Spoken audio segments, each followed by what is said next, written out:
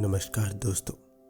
1904 में एक अनजान इंग्लिशमैन जेम्स एलन ने एक किताब लिखा जिसका नाम एज ए मैन थिंकeth था। ये बुक दुनिया का एक महानतम सेल्फ हेल्प बुक बन चुकी है। ये बुक बताती है कि सफलता की चाबी आपके अपने माइंड के अंदर है और ये भी सिखाता है कि कैसे उस चाबी को यूज करके हम जो भी चाहते हैं उसे पूरा कर सकते हैं। इसमें यह भी बताया गया है कि कैसे इंसान अपनी जिंदगी में अच्छे बुरे हालातों का सामना करता है। इंसान अपनी जिंदगी को फिर से बना सकता है और अपने हालात बदल सकता है। इस किताब में 7 चैप्टर हैं जिसको हम डिटेल में समझेंगे। तो चलिए दोस्तों, इस बुक समरी को शुरू करते हैं। शुरू करने से पहले मैं आपसे आग्रह करूंगा कि आप हमारे चैनल को सब्सक्राइब करें। Chapter number 1, thought and character, विचार और चरित्र।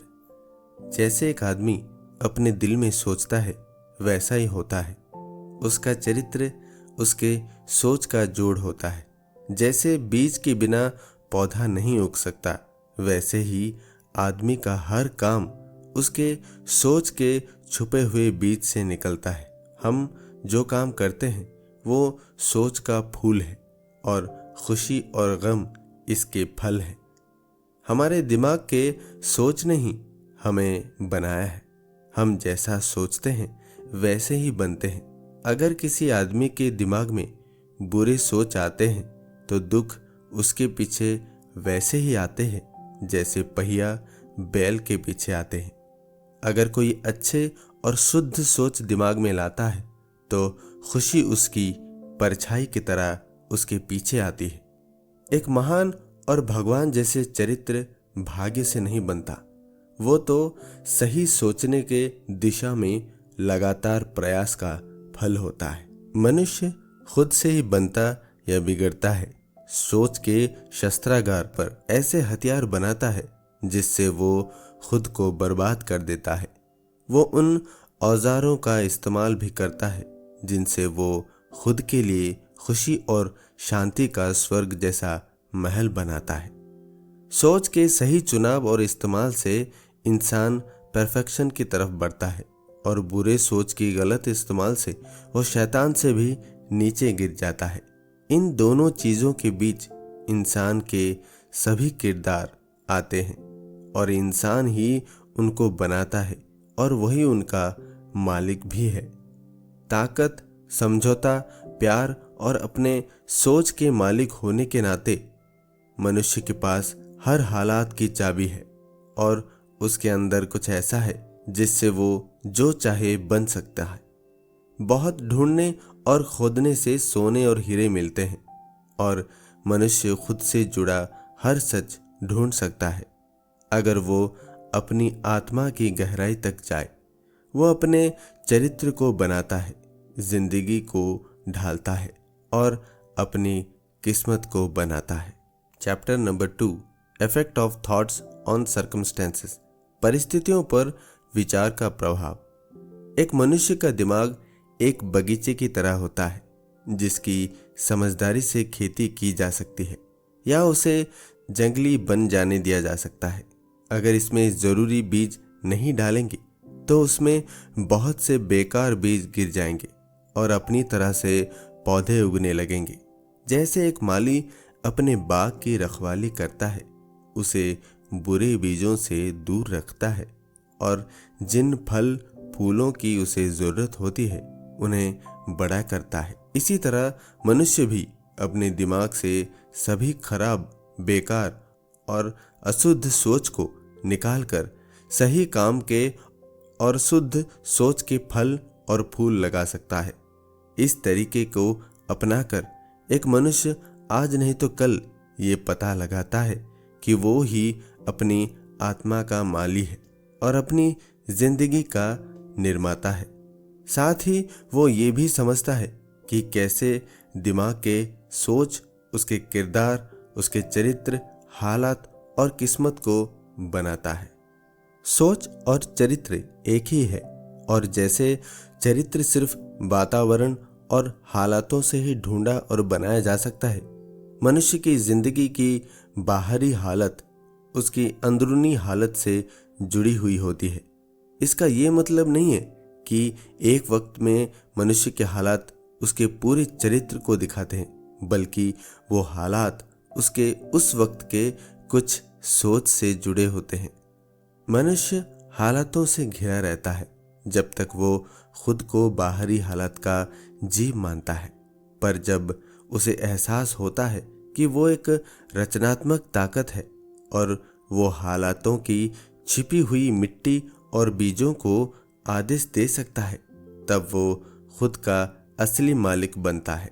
जिस भी मनुष्य ने एक लंबे समय तक आत्मनियंत्रण की प्रैक्टिस की है, वो जानता है कि हालात सोच से ही बनते हैं, और उन्होंने ये हमेशा ध्यान दिया है कि उनके हालातों का बदलाव बिल्कुल उनकी बदली हुई मानसिक हालत के बराबर है। वो खुद ही मौके और हालात बनाते हैं। अच्छे सोच से अच्छा फल मिलता है, बुरे सोच से बुरा फल मिलता है। कोई भी मनुष्य किस्मत और हालातों के अत्याचार से नहीं, अपने विचारों और इच्छाओं के सोच के आधार पर जेल जाता है। और कोई शुद्ध दिमाग का मनुष्य अचानक किसी बाहरी दबाव की परेशानी से जुर्म नहीं करता, बल्कि अपराधी विचार चुपचाप दिल में पनपते रहते हैं और मौका मिलते ही अपनी ताकत दिखाते हैं। हालात मनुष्य को नहीं बनाते, वो उसे खुद से मिलते हैं। मनुष्य वो आकर्षित नहीं करते हैं जो वो चाहते हैं, बल्कि वो जो खुद हैं। उनके हौसले और महत्वाकांक्षा हर कदम पर नाकाम हो जाती है, पर उनके अंदरूनी सोच और इच्छा खुद ही बढ़ती रहती है, चाहे वो अच्छी हो या बुरी। मनुष्य अपने हालातों को सुधारने के लिए उत्सुक रहते हैं, पर खुद को सुधारना नहीं चाहते, इसीलिए वो बंधे रहते हैं। जो आदमी खुद को सजा देने से नहीं सिकुड़ता है, वो कभी भी उस चीज को पाने में फेल नहीं हो सकता जिस पर उसका दिल आता है। यहाँ तक कि जो इंसान जिसका मकसद सिर्फ दौलत कमाना है, उसे बहुत से बलिदान देने के लिए तैयार रहना चाहिए। एक आदमी है जो बदकिस्मती से बेहद गरीब है। वो अपनी आसपास और घर की सुविधा में सुधार के लिए बहुत परेशान है, फिर भी वो हमेशा अपने काम से किनारा कर लेता है और ऐसा सोचता है कि वो अपने मालिक को धोखा दे सकता है क्योंकि उसकी पगार कम है। ऐसा इंसान एक सीधी सी बात नहीं समझता है जो कि असली सफलता का सिद्धांत है, और ना ही अपनी बदकिस्मती से बाहर निकलने के लिए तैयार है, बल्कि इस तरह के गलत सोच से खुद को और गहरी बदकिस्मती की तरफ ले जाता है। दूसरी तरफ एक अमीर आदमी है जो अपने लालच की वजह से एक दर्द भरी और लगातार बढ़ने वाली बीमारी का शिकार है। वो उससे छुटकारा पाने के लिए बहुत सा पैसा भी देने के लिए तैयार है, पर वो अपनी लालची इच्छाओं का बलिदान नहीं देता है। ऐसा इंसान स्वस्थ होने के लायक ही नहीं है, क्योंकि उसने एक स्वस्थ जीवन का पहला सिद्धांत नहीं सीखा है। और तीसरी तरफ यहाँ एक मालिक है जो धोखे से मजदूरी देने से बचना चाहता है ताकि वो ज्यादा मुनाफा कमा सके। ऐसा आदमी भी सफलता पाने के लायक नहीं है, और जब वो नाम और पैसे से कंगाल हो जाता है तो वो हालातों को जिम्मेदार मानते हैं, ये समझे बिना कि उसकी ऐसी हालत का वो खुद जिम्मेदार है। एक आदमी को कई बार ईमानदार होकर भी दुख का सामना करना पड़ सकता है, और एक आदमी बेईमान होकर भी कई बार दौलत कमा सकता है। पर अक्सर ये माना जाता है कि एक आदमी अपनी ईमानदारी की वजह से फेल होता है और दूसरे लोग उसकी बेईमानी से सफल होते हैं, जिससे ये पता चलता है कि बेईमान आदमी लगभग पूरी तरह भ्रष्ट है और ईमानदार इंसान अच्छा है। गहरे ज्ञान और खुले अनुभव की रोशनी डालने से इस तरह का फैसला गलत पाया जाता है। बेईमान इंसान में ऐसी कुछ खूबियां हो सकती है जो औरों में ना हो, और ईमानदार इंसान में ऐसी बुराइयां हो सकती है जो दूसरों में ना हो। ईमानदार इंसान अपनी ईमानदार सोच और कामों के अच्छे नतीजे पाता है। इसी तरह बेईमान इंसान भी अपनी खुशियां और गम पाता है। अच्छे काम और सोच से कभी बुरे नतीजे नहीं मिल सकते हैं और बुरे काम और सोच से कभी अच्छे नतीजे नहीं मिल सकते हैं। दुख हमेशा गलत सोच का असर होता है। दुख का सही इस्तेमाल है बेकार और अशुद्ध को खत्म कर देना। जो इंसान शुद्ध है, दुख उसके लिए खत्म हो जाता है। एक आदमी जब तक सही नहीं रह सकता है जब तक कि वो खुश, स्वस्थ और सफल ना हो। और खुशियाँ, स्वास्थ्य और सुरक्षा एक आदमी की अंदरूनी और बाहरी सराउंडिंग के संतुलन का परिणाम होती है। एक आदमी सोचता है कि सोच को राज रखा जा सकता है, पर ऐसा नहीं है। वो लगातार आदत बनता जाता है और आदत ही हालात बनती है।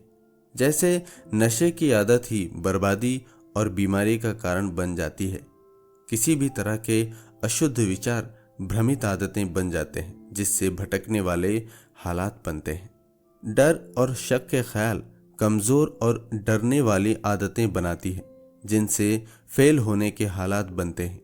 आलसी सोच से गंदगी और बेईमानी की आदतें बनती हैं, जो बदबूदार और भिखारीपन के हालात बनाती हैं। नफरत और निंदा करने वाले सोच इल्जाम और मारपीट की आदत बनाते हैं, जिनसे चोट और दर्द के हालात बनते हैं।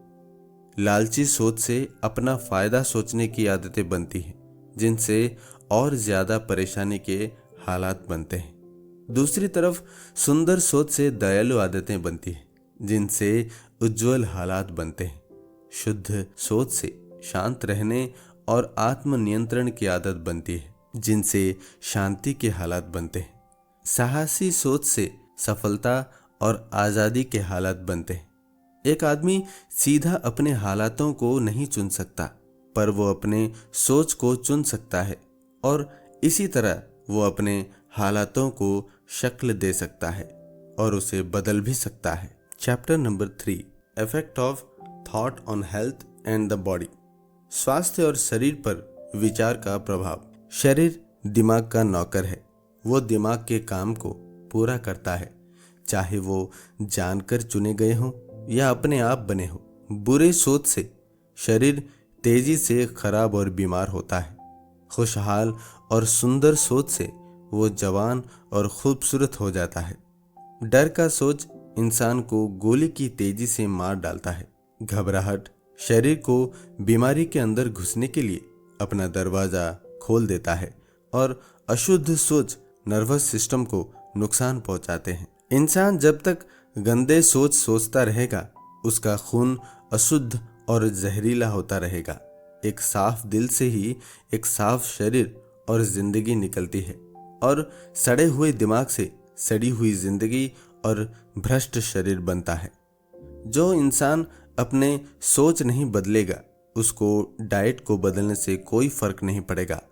जब एक इंसान अपने सोच को शुद्ध बना लेता है, तो वो अशुद्ध खाना नहीं खाना चाहेगा। अगर आप अच्छा शरीर चाहते हैं, तो अपने दिमाग को बचाकर रखें। शरीर की बीमारी को खत्म करने के लिए खुशहाल सोच से बेहतर डॉक्टर कोई नहीं है। ना ही दुख दर्द की परछाई को इससे बेहतर तरीके से मिटा सकता है। हमेशा बुरे सोच में रहने का मतलब है खुद के लिए जेल बनाना। Chapter number 4, thought and purpose. विचार और उसके उद्देश्य। अगर सोच आपके मकसद से नहीं जुड़ा हुआ है, तो कुछ भी हासिल नहीं होगा। जब विचार को उद्देश्य से जोड़ा जाता है, तभी बौद्धिक सिद्धि होती है। जिनका जिंदगी में कोई मकसद नहीं होता है, वो आसानी से चिंता, डर, परेशानी में पड़ जाते हैं, जो कि फेलियर, नाखुशी, नुकसान और कमजोरी तक ले जाते हैं। एक आदमी को अपने दिल में एक मकसद रखना चाहिए जिसे वो पा सके। उसे इस मकसद को ही अपने सोच का सेंट्रल पॉइंट बनाना चाहिए। उसे इस मकसद को पाने के लिए खुद को समर्पित कर देना चाहिए और अपनी सोच को लालच और कल्पनाओं में नहीं भटकने देना चाहिए। अगर वो अपने मकसद को पाने में बार बार फेल भी होता है, तो उसके चरित्र की ताकत ही उसकी सफलता का पहचान होती है और ये भविष्य की ताकत और जीत के लिए नया स्टार्टिंग पॉइंट बनता है। जैसे एक शारीरिक तौर पर कमजोर इंसान ट्रेनिंग से खुद को मजबूत बना सकता है, उसी तरह कमजोर सोच का इंसान भी सही सोच से खुद को मजबूत बना सकता है। कमजोरी को हटाकर और मकसद के साथ सोचना शुरू करके उन मजबूत लोगों में शामिल हुआ जा सकता है जो असफलता को सफलता का रास्ता बनाते हैं। डर और शक को बिल्कुल हटाना चाहिए, ये आपकी मेहनत को खराब कर देते हैं। डर और शक के ख्याल न कभी कुछ हासिल कर पाए हैं, ना ही कभी कर पाएंगे, वो हमेशा असफलता तक ले जाते हैं। डर और शक ज्ञान के सबसे बड़े दुश्मन हैं। जो शक और डर को जीत लेता है वो असफलता को भी जीत लेता है। Chapter number 5, the thought factor in achievement. उपलब्धि में विचार कारक। जो भी इंसान हासिल करता है या जो भी हासिल नहीं कर पाता है वो उसके खुद के सोच का सीधा परिणाम होता है। एक इंसान की कमजोरी या ताकत, शुद्धता या अशुद्धता उसकी खुद की है, ना कि किसी और की, और वो खुद ही बदले जा सकते हैं, ना कि किसी और से। उसके सुख दुख सब उसी से निकले हैं। वो जैसा सोचता है वो वैसा ही है, और जैसा वो सोचेगा वैसा ही रहेगा। एक मजबूत इंसान कभी किसी कमजोर की मदद नहीं कर सकता है अगर कमजोर मदद नहीं लेना चाहेगा, और एक कमजोर इंसान को भी खुद की मेहनत से मजबूत बनना चाहिए और वो ताकत बनानी चाहिए जो वो दूसरों में देखता है। जिसने कमजोरी को जीत लिया है और सभी लालची सोच को दूर कर दिया है वही ऊपर उठ सकता है, जीत सकता है और हासिल कर सकता है। वो कमजोर सिर्फ तब रह सकता है जब वो अपने सोच को ऊपर नहीं उठाता है। सफल होने के लिए उसे अपने लालच का बलिदान देना पड़ता है। बिना अपने सोच पर काबू पाए वो बड़ी जिम्मेदारियों पर काबू पाने लायक नहीं होगा। वो जैसे ख्याल चुनेगा, वो जैसे सोच चुनेगा, वही तक सीमित रहेगा। सही सोच से पाई गई जीत निगरानी से ही बनाई रखी जा सकती है। बहुत से लोग सफलता मिलने के बाद असफलता की तरफ वापस जाने लगते हैं। जिसे कम पाना है उसे कम, जिसको बहुत ज्यादा हासिल करना है तो उसे बलिदान भी बड़ा देना पड़ता है। Chapter number 6, vision and ideals. दर्शन और आदर्श। सपने देखने वाले ही दुनिया के रक्षक हैं। जैसे दिखाई देने वाली दुनिया अनदेखी चीजों से चलती है, वैसे ही आदमी अपने सभी चीजों से, पापों से बचा हुआ अपने सपनों के खूबसूरत नज़ारे से फलता है। इंसानियत अपने सपने देखने वालों को नहीं भूल सकती है। वो उनके आदर्शों को फीका पड़ने और मरने नहीं देंगे। वो उन्हीं में जिंदा है। वो उस असलियत को जानती है जो वो एक दिन देखेगी और जानेगी। संगीतकार, मूर्तिकार, चित्रकार, कवि, ऋषि, ये सब दुनिया के बाद की दुनिया, स्वर्ग के निर्माता हैं। दुनिया सुंदर है क्योंकि ये लोग जिए हैं। उनके बिना इंसानियत की मेहनत बर्बाद हो जाती। जो खूबसूरत नजरिए को सराहता है और अपने दिल में रखता है, एक दिन उसका एहसास करता है। कोलंबस ने एक अलग दुनिया के नजरिए को सराहा और उसे ढूंढ लिया। बुद्ध ने अंदरूनी खूबसूरती और शांति का नजरिया रखा और उन्होंने उसे पा लिया। अपनी नजरियों को सराहें, अपनी आदर्शों को सराहें। जो संगीत आपके दिल में घूम सकता है, वो खूबसूरती आपके दिमाग में बनती है, उसे सराहें।